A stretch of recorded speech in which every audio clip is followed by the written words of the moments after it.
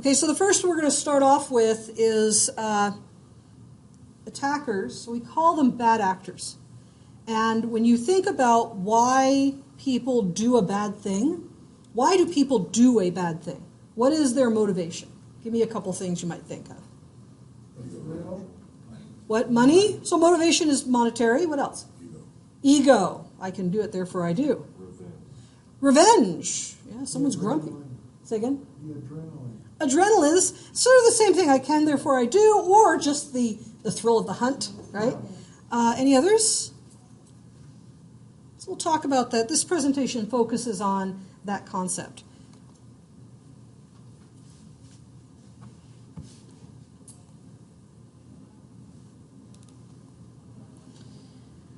So let's talk about the cybercrime supply chain. Whoa, it's a business. It's a supply chain. In 2009, I wouldn't have said it was a supply chain.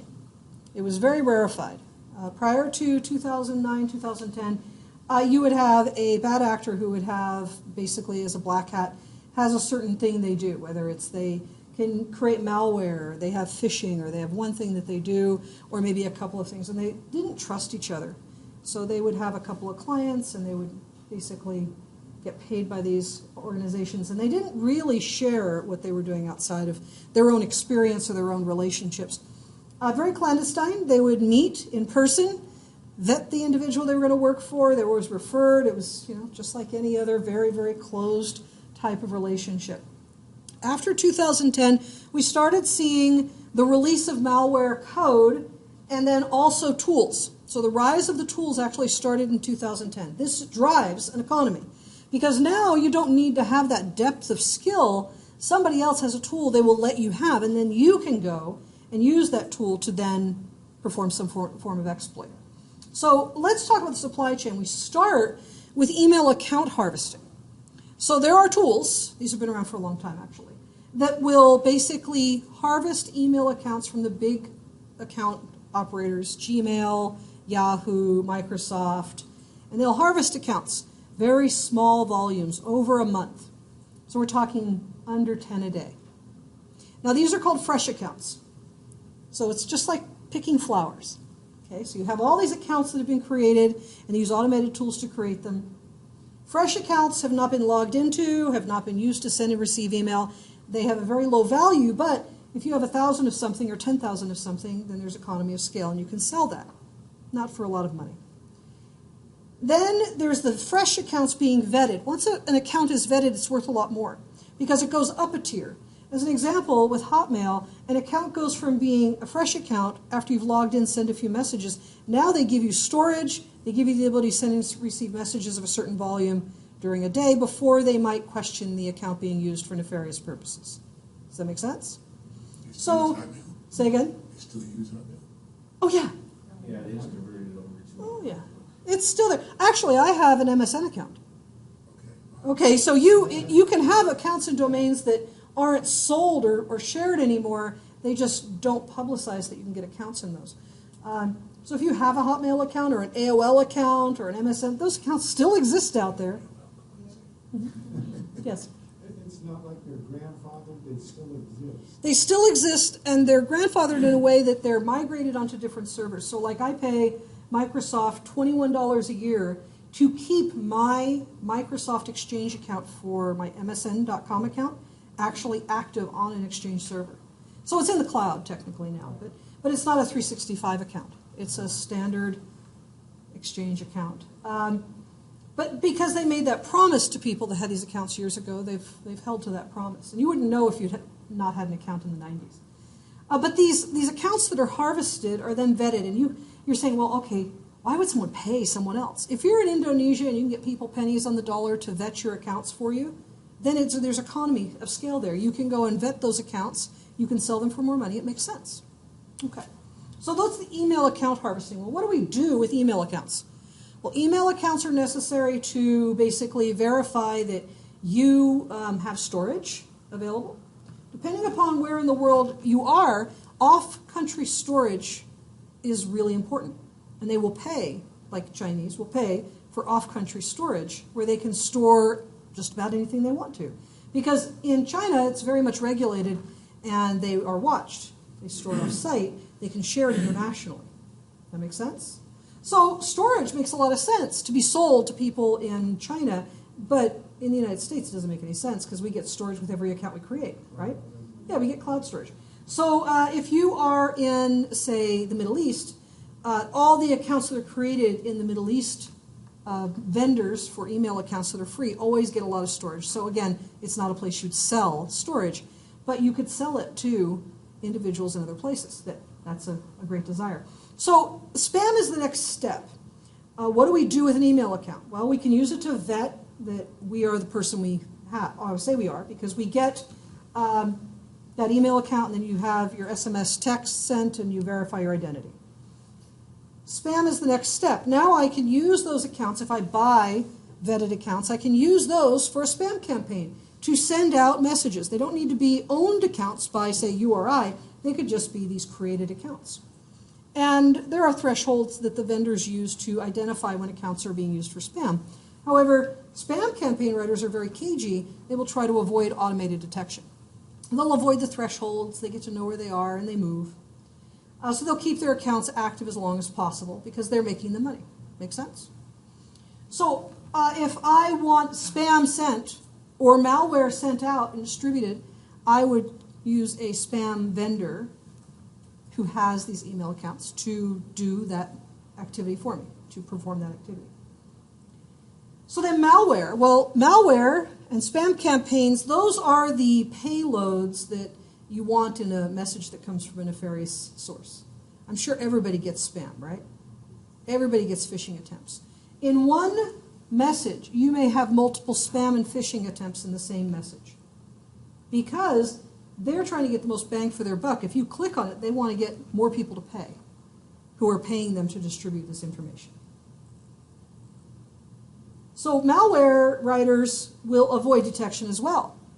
Malware writers, again, another genre of coder that is trying to monetize their skills, they write malware to avoid detection. There's lots of variations on the theme of malware. Malware can be written in such a way that it's only brought a loader to you. This means that it's a couple of kilobits or kilobytes. It's very small. It will be downloaded onto your system when you click on the message. That's not actually the malware, that's the loader. The loader will then bring down malware over time, as long as it's undetected. Now, the malware brought down can change over time. They can send new malware because the loader's still there. So remember, we've had T-Zone, and we've been pulling viruses and identifying malware and spyware and adware on systems. We clean it, right? Well, actually, you're not truly cleaning the device. We've known for, probably about 7 or 8 years that we cannot truly clean malware and say it's a truly clean system. The scanners are great. You can scan. It'll pick off whatever's known. But the problem is there's a lot of unknown. And until the unknown shows up, the scanner knows about it, that malware still exists. So the rule of thumb should be, when you're out in the field, that if a system has malware detected, it is now considered suspect. It should be wiped, DoD wipe 7 times. Does anybody not know what DoD wipe means? It's okay, don't be ashamed. Raise your hand if you don't know what DoD wipe means. Window washer. Yeah, so Department of Defense is DoD. Wiping means to actually wipe, you're doing a very low-level wipe on the hard drive 7 times. That's to make it so that the information is really, really confusing, cannot be pieced together. It is very common for hard drives that you think you've wiped information from to actually be used to pull information from. So you need a minimum of DoD wipes 7 times. So, yes? Correct me if I'm wrong, on the sectors or whatever, on the hard drive, when they write, they tend to overwrite on the edges, and there's little bits of fragments and what they call it slack space. Yes. And that's what that DoD wipe The does? DoD wipes all sectors that are still considered in use. So the drive, whenever you format a drive, yeah. So, well, whenever you format a drive, the drive has a known amount of space. Bad sectors are eliminated from what's available on the drive. So bad sectors mean we can't read or write to them. There's damage to that location. So a drive will then be wiped. So everything gets set to 1s, and then everything gets set to 0s. That's a DoD wipe once. Then if you do that 7 times, it keeps doing it. So the idea is that even when you have a residual charge in your drive, it should eliminate all information. You can sit here at this table right here. Okay. And then we'll, as we sort out, we will sort out our teams later on. So the idea is that you want to overwrite the drive at least 7 times. That's part of the goal. Because it could be a rootkit, which means that if you do a standard quick format, that does not rewrite the boot sector. So you have to do a full format, and you do it 7 times. There's tools that'll do it for you. You don't have to. And that's like an overwrite. Yes, but you're going to overwrite technically 7 times. So from that perspective, malware is very insidious and will find lots of places to hide. That said, there's banking malware that never even is loaded onto a hard drive. It loads into memory. It's only in running memory, and the loader will reload that every time that system is rebooted. So that's hard to detect because it's technically not running from a drive reading and writing. So there's lots of ways for malware to be avoiding detection, including how it spreads. Malware writers are trying to avoid you detecting that spread is occurring. The botnet is a result of malware being loaded on a system. So it's one of the types of malware, spyware, adware, screen scrapers, keyloggers, all those kinds of nefarious tools. The creation of a botnet is part of that process. Once I have a victim system as a member of my botnet, that's like I've just harvested a cow. I got a cow in my herd. I don't want that cow to leave my herd. I'm going to do everything possible to retain it. So I am going to have now botnets get their updates from command and control servers. These botnets will be tasked differently. So I might have a 100,000 member botnet. I can split that up and sell off parts of it to be used by others. I can do what's called DDoS as a service. I can sell to you for less than $20 a day. I will perform a 1 gig plus attack. Sit up here, please. 1 gig plus attack on your chosen destination for 24 hours for $20. And that's DDoS as a service. So you can see how this is all able to be monetized, right? You can insert yourself into one spot. That one spot gives you, $300 a month. And you're like, oh, that's not a lot of money. But where is $300 a month a lot of money? Where at? Russia. Foreign countries. There are lots of foreign countries. Thailand, Indonesia. You could go Africa. I mean, there's lots of countries where $300 is considered big money. I mean, that could be a year's wage. There are other places. I mean, we're not talking very far. UK, Russia. There's places in Europe where an extra $300 in your pocket per month, that's not bad when you're considering that you're limited by your economy and your location. So when we talk about monetization, we're talking about monetization on scale, though. So now, this is the problem. We talked about at 300, but what if it was 300,000? What if that was ransomware, and you succeeded in ransoming to a company, or many, many companies, like with the Petya malware, and you had 1,000 companies respond to a $300 demand. Now we're starting to talk about money that gets everyone's attention, right? So that's monetizing. Last we have, the botnet is all part of this process because the botnet is where big money, and that becomes where we get to have large action happening. We get to expand on scale. Carding and account personal information harvesting. If I can get an email clicked on through phishing, I can accomplish carding. Because I can load a screen scraper on your system, and I can then start scraping off personal account information and accounts. If it was a hospital, I can scrape that off of what you're entering onto the screen. If it was point of sale, I can scrape that off. And you say, oh yeah, but when we put in our password, it hides it. How many people see one character and then it disappears? Okay, so it's not really hiding it, is it, for screen scrapers? So carding is about getting information for credit cards or from credit cards.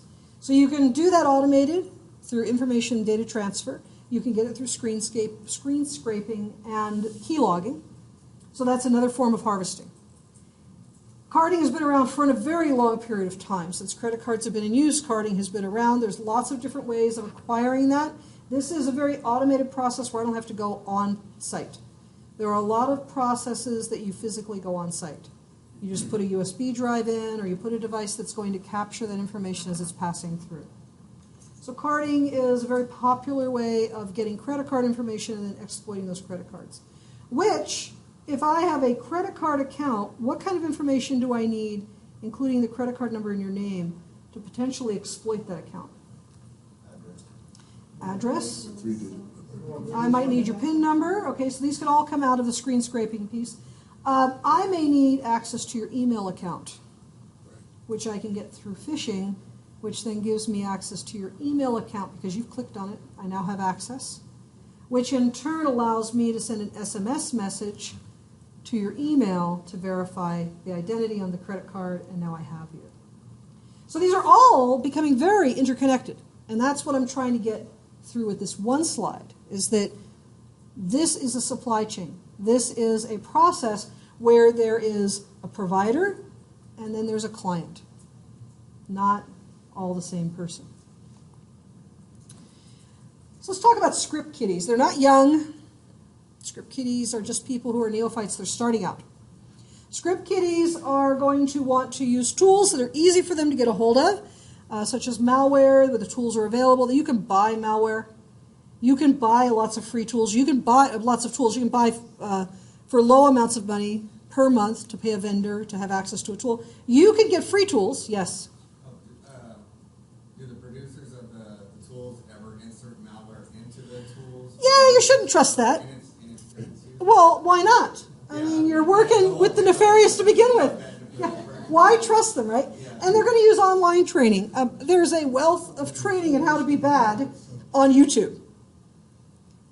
One of the videos I show my trainees from Radware is I show them how to build a Kali server and attack through Tor and to use a couple of different types of attack. It's up on YouTube. It's readily available. Do you want to do it? No, not if you want to work in our industry for any period of time. But if you're a script kiddie and you're trying to avoid going through the process of learning about the industry and being vetted, that might be what you choose. Or if you're an entrepreneur, let's call them that, you're building a resume. There is the misunderstanding that if I do bad things and I get attention, I will be hired by a big company for a lot of money. That may work in the short term, but it's not going to work in the long term. Repeatedly, we're seeing that. I like to ask the question, would you hire a bank robber to protect your bank? No. Banks make it very clear that if you have anything over a misdemeanor, they will not hire you. Why would you hire a cybersecurity expert that has worse than that happening? Right? So keep that in mind. It's try not to think in terms of technology that it's orphaned from how we think about other particular quandaries we might put ourselves in. Just because it's technology doesn't mean we should avoid the types of thoughts we have about ethics and behavior. They may or may not be educated in a university. One of the problems educational organizations are finding out now that they've been training cybersecurity professionals or have programs for the past 5 years is that the people they're educating are learning how to use bad tools to do bad things. And where do you think they practice? At the colleges, the universities. And they're attacking their own universities. And they're being attacked because they gain the attention of others. And they'll DDoS during registration so that they can get into the class they want. And they'll DDoS during finals so that they don't have to take a final. Or maybe they got mad at a professor. They can do great damage with limited skills, knowledge, and understanding and impact. So they might not understand what they're actually doing, but because they were able to get a tool and alter it just enough and stumble on something that really is bad for the rest of us, they could take down power in the entire West Coast. The script kiddie could make it so that all hospitals lose access to their patient management system. could make it so that, what other bad thing could happen? You can't use your credit card to pay for gas. Wouldn't that be bad? I've always thought about this when I travel. I carry a certain amount of cash on me when I'm driving someplace, just in the half chance that I cannot use my credit card. It's actually happened to me in Portland. A lot of traffic lights are controlled. Traffic flights. I've been lucky so far, knock on wood, yes. Yes. But yes, it would be very bad. United, actually, we've had this happen before. United has had problems with their system. Alaska, there was another one recently, Delta had it. They say, oh, our system is down for maintenance, or we had a minor problem. Who was it? It was, British Airways. They went down earlier in the summer. And everybody got stuck in the UK, okay, in Heathrow. Luckily, I was not traveling during that moment in time, and I wasn't on British Airways. That really helped. But yes, you could get grounded because they cannot use their systems. There's all sorts of things I do, like I print out my boarding passes. I never carry them on a digital device because that's not going to help me when I go to check in. If that happened to Air Canada in the beginning of the year, their system went down in Ottawa, and that caused that they could launch flights, but only if you had the boarding pass printed beforehand, because it was a reservation system that went down. So keep in mind, can be something that someone stumbles on, and they got lucky. We got unlucky, right? Black hats. Black hats are pretty straightforward. These individuals, it's erroneously coined hacker by mainstream media. Hackers, from a software development perspective, or an engineering perspective, is anybody that comes up with an innovative way to do a thing. That's a hack. But a hacker is given a negative moniker in the 90s. Technically, they don't like to be called hackers. They like to be called black hats. Although they are working on systems, so they are hackers. They have the skills. They have the training. Sometimes they're mentored by somebody that's been doing this a long time. By the way, that's something that's very common in the Russian arena, is they tend to have tools and they have their business, and then they will decide who they're going to hand off said business to and train.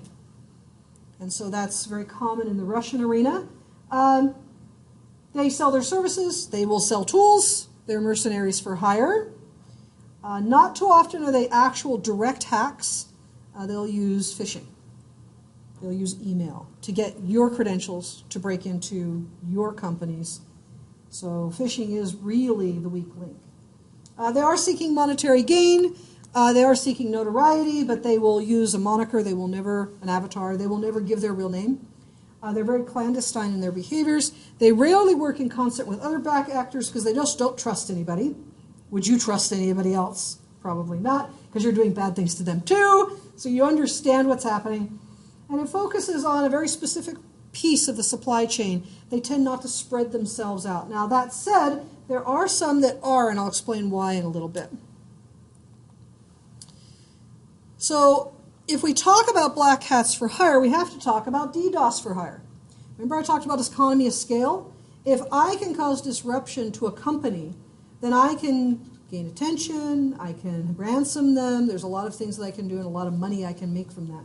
So DDoS for hire in the past 3 years has become a real problem because the actual botnets that are being hired out are being built and then sold to somebody and then used. So there's an economy in there as well. There's a provisioning economy for botnets. The provision economy for DDoS for hire. This software used to be just very straightforward, using an internet relay chat server, send a message, attackers do a thing. Now they use command and control servers. This is literally a control platform. It will update the software, give them new attacks. You can run reports to see how your botnet's performing, so you can report back to your client what you're doing. So DDoS for hire is becoming much more of a problem for us as a society. Questions? Wrinkled eyebrows? No? Okay. Gray hats. So I like to tell you that I'm training defenders here. What you do after you leave here is purely up to what you think you're going to be able to afford in your lifetime. Are you going to be able to maintain a career if you dabble in the dark side? Or are you going to have a better time as a defender maintaining a career over your lifetime? We have lots of examples of those people who have done bad things and then get slapped around by the industry or by companies. So keep in mind, gray hats are those individuals that believe they're protecting. I didn't say white hat, I said gray hat. They are believing they're protecting some greater good. They are seeking notoriety, so they have some nefarious motivations. They have a tendency to have an open identity. I'm going to throw Brian Krebs into this pot. Does anybody know Brian Krebs? So you can look up Brian Krebs. He's well documented. He's an author. He is a cybersecurity professional. He prowls the dark web looking for bank accounts that have been publicized as being lost to attacks. And he will go to the small banks that can't afford to protect themselves, and he'll offer up his services. So he's bottom feeding on the small banks. Now, okay, he's doing them a favor, right? But also we could say that he's not so much dabbling in the good side in defense. He's actually taking advantage of things that are occurring along the way. But he's giving back to society. So we call him a gray hat. He will use knowledge and skills, or they will use knowledge and skills. They're openly there for hire. They'll help organizations under threat. A lot of organizations are beginning to come to the point where they're distrusting cybersecurity consultancies, which tend to be populated with former hackers or current hackers. How do we know the difference? Right? We don't know what they're doing in their part-time job. Maybe they have a hobby. Right? So this places your intentions under question. There's a really good example of this. There was a billboard company down in the southern United States, East Coast, and suddenly the billboard company had porn showing up in their billboards in the Bible Belt. Okay, that's not really going to work out real well. So a cybersecurity professional called up the company and said, "Hey, company, your billboards all have porn on them. Would you like me to help you fix the problem and save your reputation?" And they said, "No, we don't trust you. We think you could have been the person that did it." Yeah, and this is a very common response from the people you try to help is, "Did you do this?" Not that you're on the side of doing good things, but that you are actually the nefarious one. You know the old saying, Go ahead. whoever smelt it, dealt it. Whoever smelt it, dealt it. Okay. No, Yeah, I got you. Yeah, you basically, you noticed it first. You must have been involved somehow. How did you know this, right? And yeah, there is some of that concern. There's two sides of the fence on this. There are those white hats out there who do research and who are defenders, and yeah, they dive deep into the nefarious that's going on, but they never act on it. They only give information. Problem is a majority of society has seen the other side of that, which is, yeah, your hands are dirty. A really good example, when WannaCry got loose September and October of last year, when Petya got loose, okay, WannaCry, there was a kill switch. It was basically, the domain was unregistered. As soon as the domain became registered, it stopped the spread of the malware. The young man who identified it was 23 years old, said he was from a security consultancy, and that he had found the fix, and I should get all the attention for that. The industry perspective was that he was not clean and shiny.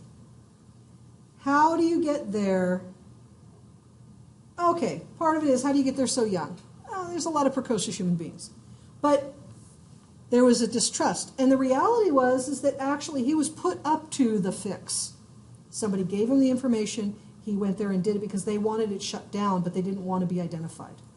This is why when he came to Black Hat this year, he got grabbed by the FBI and CIA in Las Vegas. Mr. Sims and I went to Black Hat this year. I went to Black Hat, and he and Lexi went to Black Hat. What was the other one? The Attacker Conference. There's one. They're 2 days apart, and DEF CON.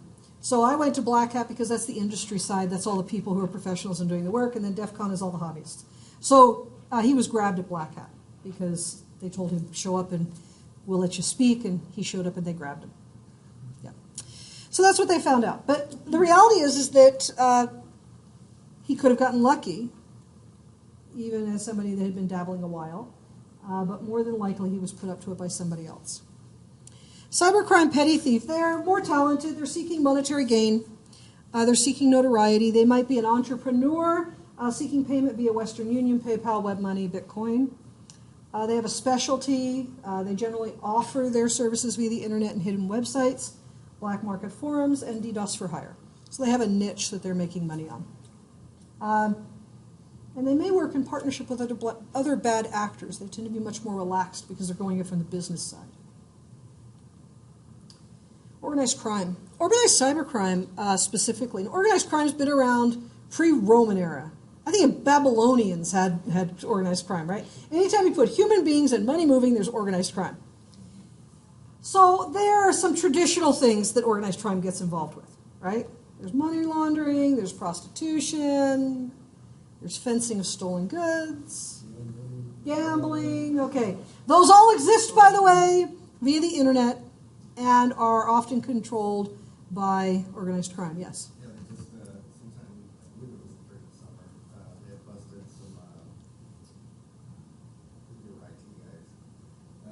It was something to do with prostitution. They created this, yeah, they created this, A personalized website where if you're looking for a person, they had a lady, some Asian lady, stayed at a Bellevue apartment, and I guess the management said they never saw them left for work or came home, but always had different people coming in and out. Well, that's a good sign, right? It's either drugs or pornography, right?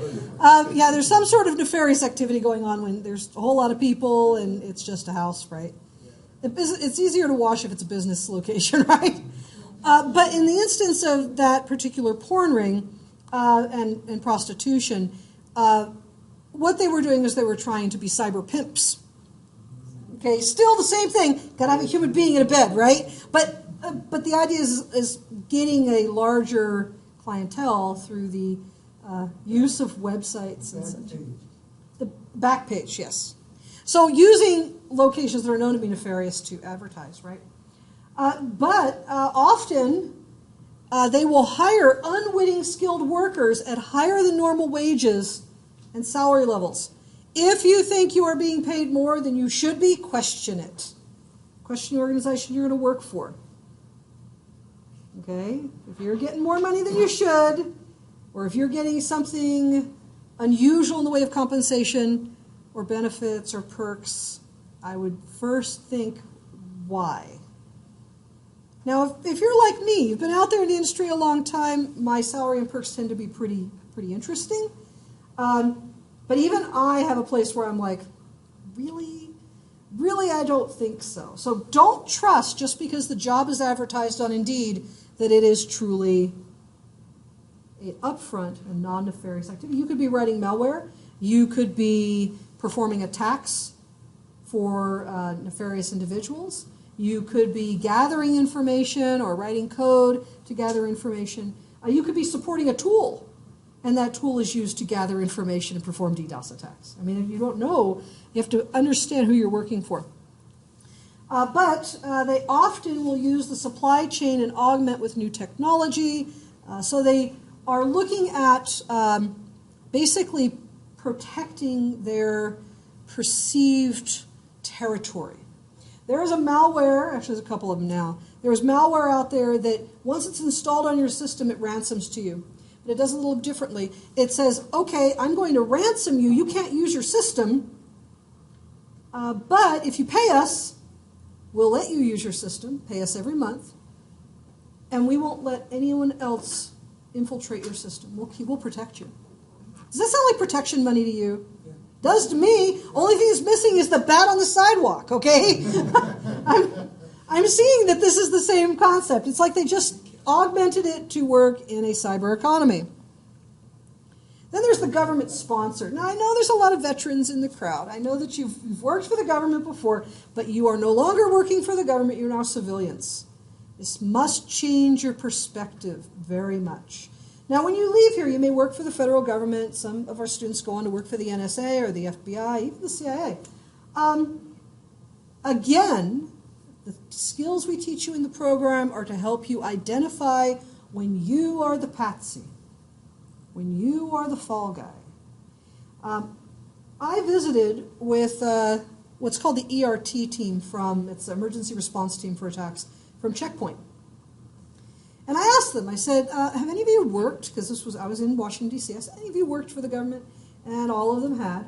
And I said, so, what's that relationship like?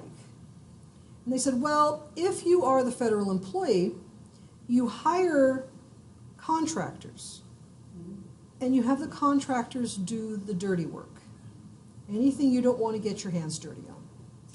And when things go sideways, you're not at fault. The person who did the dirty work is. So, eyes open. This is not the military. You are a civilian. Even if you're working for a military-esque organization, it can go backwards on you. So keep that in mind. It's your career, your income, your life moving forward. It's a completely different perspective. Government-sponsored, though, they maintain anonymity, but they will also gain notoriety within their own circle, meaning normally within their own organization.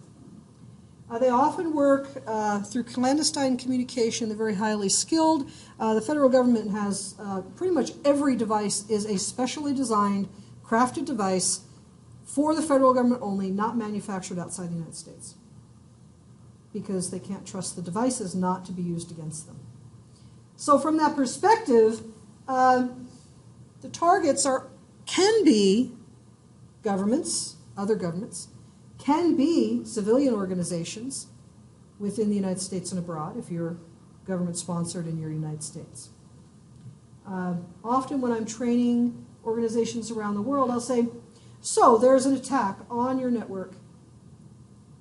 Does it matter what government it's coming from? It could be the United States NSA that's attacking you, right? You don't know why they're attacking you. It's just you're being attacked. It's all about defense. It's not about the who. We no longer are concerned about who is attacking. We're concerned about blocking and defending. That's why I said it's more important for you to have that perspective first than to get all confused about this whole idea of attack. So it might be a Chinese organization attacking a government installation in the United States, or in Bolivia, or in Brazil, any place. It could be an American organization that's government-sponsored, attacking any number of country entities around the world, or organizations around the world. You have something they want, and they will work very hard to get it. There is often collateral damage, and this is a growing concern, because there is attack with impunity, which means if I want to distract you, and I am running a campaign of DDoS to hide my other nefarious activities I'm doing, I am going to, say, attack Krispy Kreme. Krispy Kreme might have an ISP, and that ISP is shared by Kentucky Fried Chicken. I've now attacked Krispy Kreme, but Kentucky Fried Chicken is down as well. That's called collateral damage, because the DDoS attack is affecting both organizations, because they both use the same ISP. I will let you know when I train very large organizations, carriers, Verizon, AT&T, Cellular One, Telstra. I've been to a lot of carriers. They are feeling the burn of DDoS attacks. They're too big. It used to be they said, well, we got all this acreage, we're okay. 100 gig attack, no sweat. Now, they're really feeling the burn because they don't have enough acreage anymore. They don't have enough capacity to handle the attacks we're seeing with the Internet of Things. The Petya attacks, well, the WannaCry and the Petya attacks have been over a gig. That's more than they can handle. So now we're talking about truly, potentially crumpling the Internet and its ability to function. So that affects a lot more than just water, power, lights, getting gas at the gas station, going to the hospital. That affects a lot of things in our society. Hacktivist. I like talking about the hacktivist last, because the hacktivist is just somebody that's ticked off at you. And I don't care what the reason is. There is a reason, and now they're going to prove their point. A hacktivist does not need to stand in front of the White House anymore in the rain, looking very sad with a sign to get your attention. No, they can do it from the comfiness of the beach or on a Wi-Fi connection at the hotel, or they can do it in their house, or they can do it any place. They can be here at TCC even, technically. So the hacktivist may be skilled or unskilled. Hacktivists, though, tend to use social media to drive attacks. So Anonymous is a really good example. I think Anonymous, I mentioned who is Anonymous, so I'll talk about them in a sec. But they're a really good example of an organization that uses, or I should say lots of mini organizations that use the name Anonymous to basically drive attacks by getting social media to drive people towards a website. It's called a flash crowd. It's a lot of good traffic, but it's too much. From the perspective of the host company being attacked, all those people being driven to it, it looks like an attack to them, even though it's good traffic. They also might buy into DDoS tools or other types of tools that allow them to attack. The attacks are often preceded by doxing. Doxing is where I let you know I have you. I tell you a story. I say, I've got your network. I know what the IPs are. Here are your systems. I make it sound like I've got you. I have interior knowledge you can't defend against. I generally attack very soon afterwards. And they'll proclaim their attacks to the media. They'll say, I'm going to attack because. And then off goes the attack. And because these are a lot of good users coming from a lot of different places, often it overwhelms even defense systems. So Anonymous. Who is Anonymous? Well, Anonymous is a name, we'll call it a label, that small groups of people will associate with that term so that they can get attention. I was in Portland and I saw 4 people standing back to back, like the 4 horsemen of the apocalypse, holding laptops, and they've got the mask on, and they're just standing there. And I walk up, because I'm just really curious, and I walk up and I look and say, so, what we got going here? None of them would talk. Young woman walks up. She says, the images on the screen are about animal abuse for scientific nature, and we're protesting that. So they were PETA. They were protesting against animal abuse. They had nothing to do with Anonymous from the perspective of a cyber attack, but they had used it because that was something they knew would gain attention. People would associate that with them. Although Anonymous is also used as a way of generating these social media attacks. A really good example was there was an attack in 2014 to Boston Children's Hospital. I don't know if anybody heard about this, but what happened was the hospital had a young girl in there. She's being treated for leukemia, I believe, and her parents said, okay, we don't want to, we've gone through a lot of treatment over and over. We want to take a break. We want to not do this new treatment that you're trying to propose. The hospital went to the state of Massachusetts and had the young girl made a ward of the state. That meant that the state decided her treatment, not the parents. So Anonymous took, and parents probably get real itchy when we talk about this, right? So Anonymous said, we are going to protest this. We disagree with what has just happened. So as long as you persist in going forward with deciding you're going to treat her, we're going to attack you. So they did doxing first. They attacked. It wasn't very large. This organization had a 4 gig pipe, 4 gig capacity to the internet. At just the attention traffic that was coming in, meaning the social media traffic that was being driven to their website, they lost the ability to use email. They couldn't have their website accessed. Their patient management system went down. Remember, you go to the hospital. How many people have been to the hospital and seen the patient management system? You walk in and they've got a screen there and they enter your information. Okay. Without that, they don't know who you are. They don't know what drugs you're allergic to. They don't know what treatments you've had before. They need into that system. They also could not write script. So they couldn't stand up at the bedside and go, oh, you need this different drug. Order it. They write it downstairs, up it comes, and you're feeling better. They couldn't do that.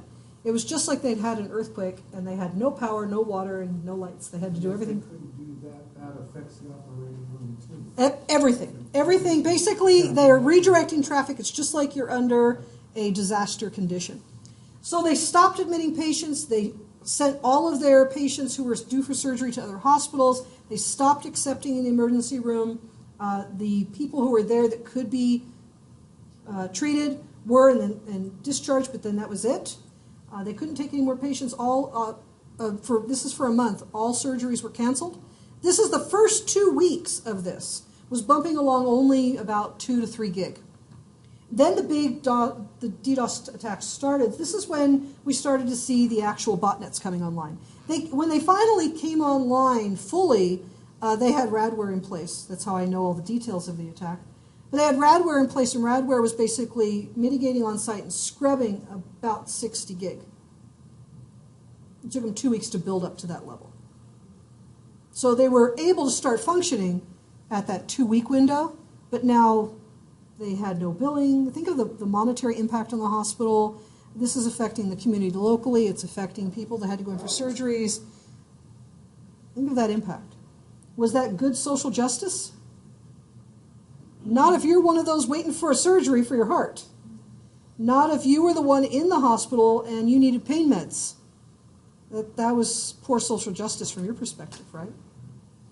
So that's anonymous. By the way, the man who perpetrated the actual large attacks that brought down, basically he was the driver behind the social media burst and then, of course, the DDoS attacks, was actually captured in the Caribbean. On a sailboat, yes. I believe it was a Carnival cruise came by and said, "Oh, you're floating out here. Do you need help?" He said, "Yeah." Picked up a bunch of computer equipment and emptied the boat of computer equipment. And it was a little itchy for the FBI. The Coast Guard and the FBI caught him at the dock in Miami. And found out, lo and behold, it was the guy that had perpetrated this attack. So just because you think you get away with it, the internet and technology has a very long view of information. What you do today on the internet will be known for the next 10,000 years. Because it's not going to go away, right? Everybody knows about the historical version of the internet, right? That it's captured daily. So what you see on the internet today is for posterity because they actually capture a copy of the internet, the HTML side. They copy a capture of it every day. It's called the Wayback Machine. You can try time travel back in time. Okay. So, thank you.